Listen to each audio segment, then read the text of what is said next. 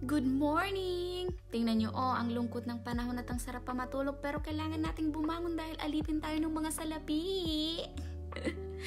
Okay, so today, samahan nyo akong magbalot ng aking mga nabenta online.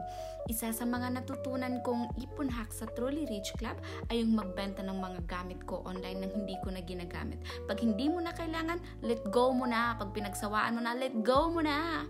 Ang una kong nabenta is yung jacket ko. Binenta ko lang yan siya ng 250 Czech crowns. 250?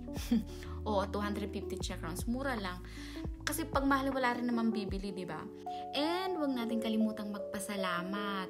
Syempre, kailangan nating always be grateful. It's either good or bad. Kailangan talaga nating magpasalamat. Hindi ko alam kung saan nakuha ni Jowa yung box na to. Nakalagay Mr. Parts. Malamang, second hand din. Pangalawa ko namang nabenta is yung boots ko. Binenta ko lang yata ito ng 200. Oo, 200 lang. Kaysa naman nakatago lang siya sa baul ko, 'di ba? At least may kita tayo. Sa mga gustong magbenta online at nasa Europe ka, sa Vinted, ang bilis lang doon. Ang bilis lang. At saka napakadali lang niya. Super convenient talaga siya. Super convenient.